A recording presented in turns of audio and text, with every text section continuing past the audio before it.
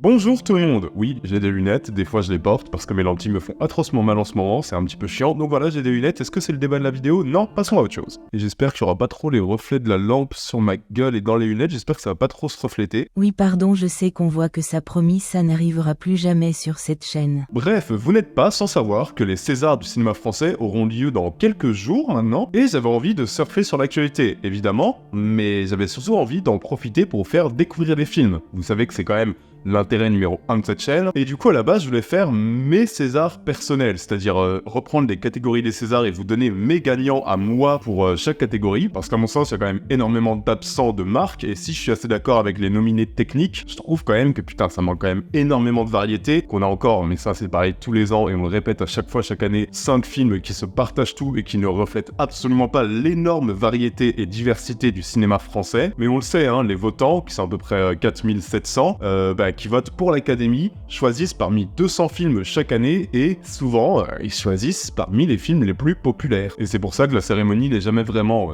trop représentative de toute la qualité du cinéma français, quoi. C'est pour ça que vous pouvez déjà vous préparer à voir l'énorme gagnant, Le Comte de Monte Cristo, qui mériterait quand même avant tout le César du film où on comprend pas trop pourquoi les acteurs parlent en permanence en chuchotant. Et bref, je me suis rendu compte que faire un petit historique des Césars serait pour moi le meilleur moyen de vous parler d'autres films qui ont aussi fait l'histoire du cinéma français, des films parfois oubliés, des films parfois volontairement mis de côté aussi, et vu que je sais que vous adorez le scandale, hein, je le sais, ne niez pas, je vous connais, et ben ces films, je vais les aborder par le biais des nombreux scandales qui ont secoué la grande famille du cinéma français, et j'aimerais pas que ce soit ma famille, hein, ben Dieu, vous allez voir, l'hypocrisie du tintouin, c'est gratiné. Bref, on va parler de cinéma, et de grand cinéma, et vous allez voir que le grand cinéma, c'est pas souvent celui que les Césars choisissent de récompenser. On va pas s'amuser à énumérer tous les moments gênants des Césars, je veux dire ça, il y a déjà 25 000 vidéos YouTube qui le font, la vidéo durerait 50 heures, et si c'est pour vous montrer des vidéos déjà vues 100 fois d'LNL qui se casse, ou ce genre de dégueulasseries qui ont déjà fait le tour du monde, c'est pas très intéressant. Charlotte Gainsbourg.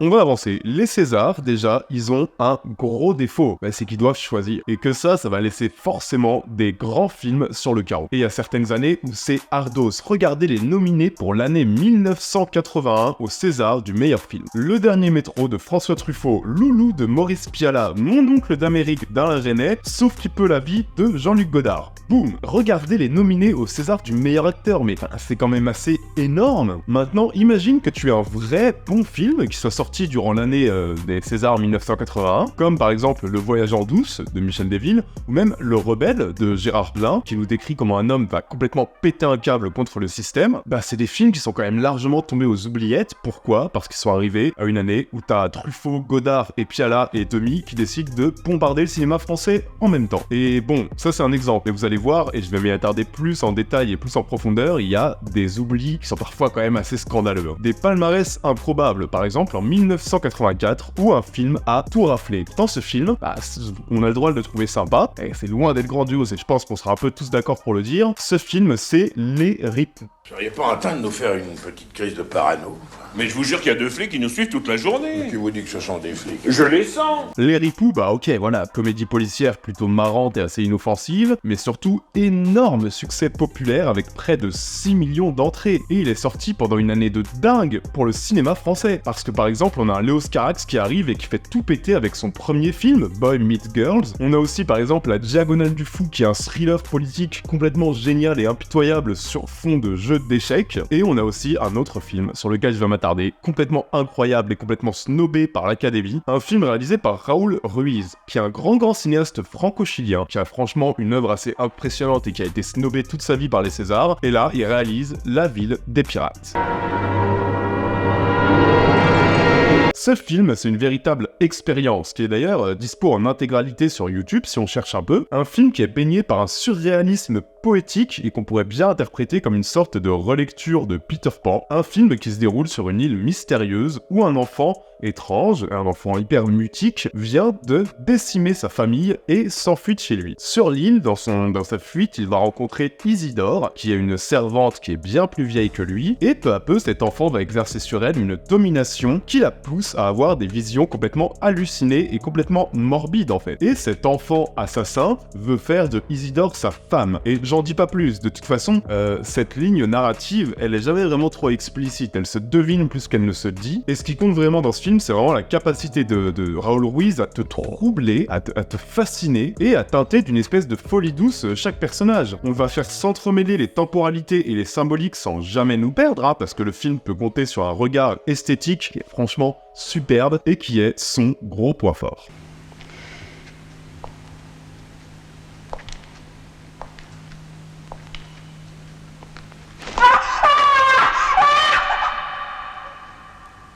Alors oui, hein, la ville des pirates et le cinéma de Ruiz en général, j'annonce, on peut y être hermétique, on peut regretter de ne pas forcément être pris par la main dans ce récit à la symbolique omniprésente, on peut regretter de ne pas forcément comprendre ce que symbolise tel ou tel personnage, et c'est sans doute ce que les Césars ont pu penser, mais j'ai envie de dire que toute proportion gardée, ce serait comme reprocher par exemple à Alain Resnais de nous perdre volontairement quand il réalise Orphée ou quand il réalise l'année dernière à Marienbad. La ville des pirates, c'est un film qui dit beaucoup, son intrigue est captivante, mais cette espèce de forme brûleuse et qui interroge en permanence, moi je trouve que c'est une très bonne chose parce que ça nous sollicite, ça nous implique, ça sollicite vraiment nos sens, et pour moi c'est la meilleure manière de mettre en image cette intrigue, en laissant en fait, beaucoup de place à l'imaginaire du spectateur. Moi je me fiche bien de savoir le passé d'Isidore, je me fiche bien de savoir ce qu'elle fait concrètement sur cette île mystérieuse. L'intérêt c'est comment j'interprète moi, Louis, avec mon vécu, avec mon esprit, avec ma personnalité, comment j'interprète ce qu'elle symbolise, comment j'interprète les gestes absurdes qu'elle fait avec ce gamin sur cette île, comment ce gamin devient-il un espèce d'enfant roi meurtrier, enfin vraiment, ça me laisse énormément de place et c'est ça que j'aime. Je voulais absolument m'attarder sur ce film qui symbolise pour moi vraiment toute la puissance en fait du cinéma français qui a été scandaleusement trop oublié et je pense que c'est le genre de film qui aurait bien plus bénéficié d'une nomination au César du meilleur film qu'un film qui a déjà fait 6 millions d'entrées et que tout le monde connaît comme Les Ripoux. Ah non, ça c'est trop. Qu'est-ce que c'est ça, c'est trop? Ah, c'est la reine. Ah non, ça c'est trop. Tiens.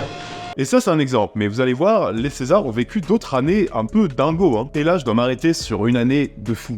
Une année qui récompense les films sortis en 1992. Cette année, c'est la 18e cérémonie des Césars. Déjà parce que cette année-là, il y a eu une espèce de tentative de putsch.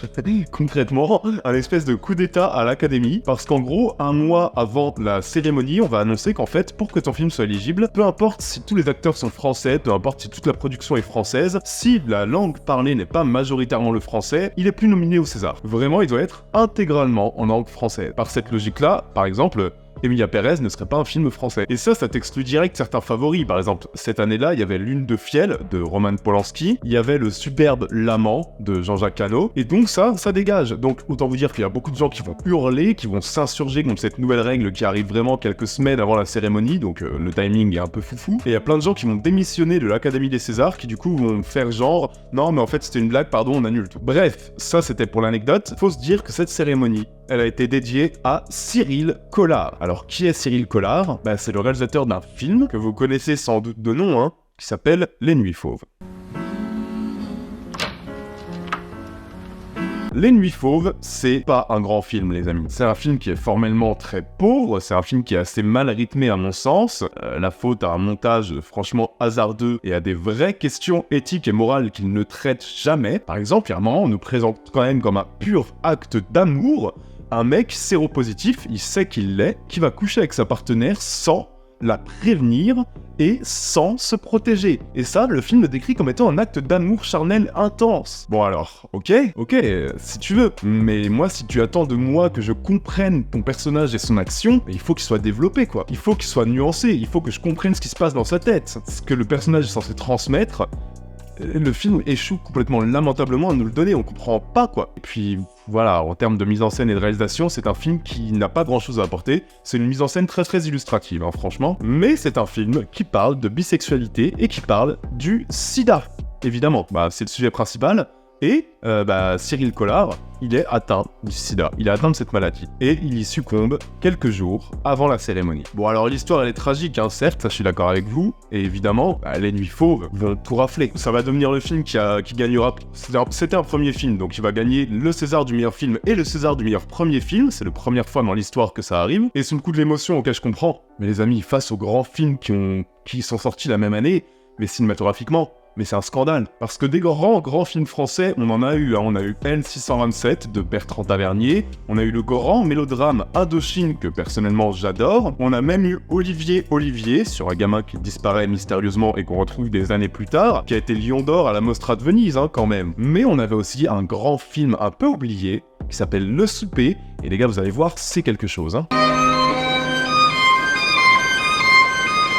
Un film d'époque, et déjà ça m'intéresse, et en plus, mais quelle époque quoi, puisqu'on est en 1815 en France, au lendemain de la défaite de Waterloo. Napoléon a abdiqué, donc le pays n'a plus aucun dirigeant, et tout est hyper instable, tout est chaos, comme dirait une grande chanteuse, peut-être la plus grande chanteuse française de son époque, et on va suivre deux grands politiciens, Talleyrand et Fouché, qui organisent un dîner entre eux, en privé, pour choisir qui sera le nouveau chef de la France. L'un pense qu'il faut retourner à la monarchie et consacrer Louis XVIII, l'autre craint que le roi ne devienne un tyran et va proposer d'abord un retour à la République, puis va proposer Napoléon II, puis va faire de plus en plus de concessions, et peu à peu le repas va tourner au règlement de comptes, aux ambitions démesurées des uns et des autres, aux reproches et à la violence en fait tout simplement. Et j'adore l'idée de mettre en scène deux purs prédateurs politiques qui sont des ennemis jurés et qui admirent chacun la rhétorique de l'autre, mais qui se craignent et se redoutent autant qu'ils se détestent en fait. Et c'est une vraie confrontation, c'est une vraie joute verbale qui repose mais sur des dialogues tellement incisifs entre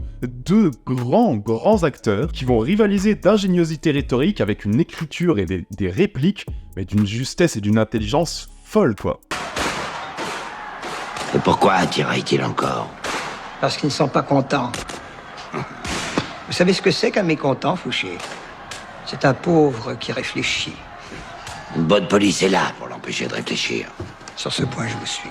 Oui, bah, pour ma tranquillité, pas de trop près. Tout est ironique dans Le Souper. Et puis voilà, Claude Brasseur, Claude Rich, dans une vraie démonstration d'acting, servi par un script hyper retors et un script tellement subtil et tellement fort, où on sent qu'en fait chaque mot est vraiment très soigneusement pesé. Franchement, moi j'ai rarement vu la langue française aussi bien traitée au cinéma. Et comme tout film historique, bon, de toute façon, on le sait, quand un film se lance dans une époque qui n'est pas la nôtre, il parle de notre époque, c'est comme ça. Un film historique ne parle jamais de l'époque qu'il décrit et uniquement de l'époque qu'il décrit. Il parle de notre présent par le passé. Et évidemment, là aussi, on parle de notre présent avec ce jeu politique où se débattent deux hommes qui connaissent pourtant déjà bien l'issue de ce duel. Je veux dire, ce jeu politique, il est encore d'une actualité frappante. Et si la mise en scène ne se permet aucune folie, et j'ai envie de dire heureusement, parce qu'on n'a pas envie d'avoir une mise en scène ultra tape à l'œil dans ce genre de film, elle parvient quand même à faire sentir la fin d'une époque, et à faire monter la tension tout le long de ce repas, et à sublimer chaque rebondissement rhétorique. C'est un superbe film, Le Souper, c'est vraiment un grand film français que je vous conseille absolument. Il me suffirait d'apparaître, d'appeler les gens comme dans la rue. Ils envahiraient votre salon, feraient un feu de tous vos meubles et vous culbuteraient par-dessus votre balcon. À quoi cela vous avancerait-il, monsieur Fouché?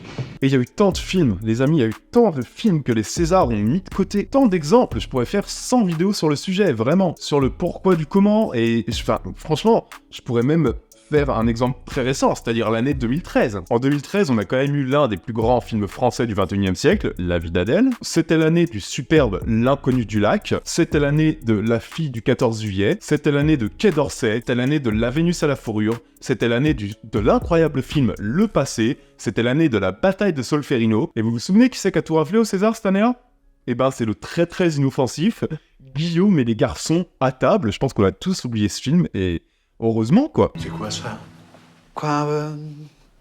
Ça? Et ça, c'est regrettable, parce que quoi qu'on en dise, oui, les Césars font l'histoire. Oui, Le Souper et oui, La Ville des Pirates, par exemple, auraient bien plus attiré s'ils avaient une reconnaissance de leur père. Et le fait d'avoir des sélections qui se mettent d'un coup à récompenser les ripoux, au lieu de mettre en valeur toute la variété du cinéma français, bah c'est un peu l'histoire des Césars, et c'est un peu le grand drame des Césars. Donc voilà, je voulais profiter de cette actualité pour vous parler quand même de films beaucoup moins connus. Je voulais pas faire vraiment une liste de tous les scandales des Césars, franchement, mais quel intérêt les amis. Donc j'espère que cette vidéo vous aura plu, que vous aurez découvert des petites anecdotes et des bons films, surtout, parce que je vous ai parlé que de chefs-d'œuvre là-dedans. On se retrouve dimanche, et là, dimanche, les amis, je vais vous faire mes Oscars. Je vais vous balancer tous mes Oscars, on va refaire les Oscars façon intercut, et on va reprendre chaque catégorie, je vais vous dire qui gagne dans ma catégorie, enfin, qui serait le grand gagnant si c'était moi qui gérais les Oscars. Et autant vous dire que je vais citer principalement des films qui n'ont même pas été nominés, franchement. Bref, on a un petit Tipeee qui nous permet de faire vivre la chaîne et vous savez que c'est le meilleur moyen de me soutenir. C'est vraiment ce qui me permet de faire ça à temps plein et n'importe quel petit don, hein, ça aide énormément. On n'oublie pas de s'abonner et de mettre la cloche pour être sûr de ne rien rater vu qu'on sort 2 vidéos par semaine. On n'oublie pas aussi de me suivre sur Insta, c'est là où je suis plus actif et ça me permet de vous balancer mes découvertes cinématographiques au jour le jour. On se retrouve dimanche prochain les amis, d'ici là prenez soin de vous et n'oubliez pas que vous êtes les meilleurs. Ciao à tous, bisous.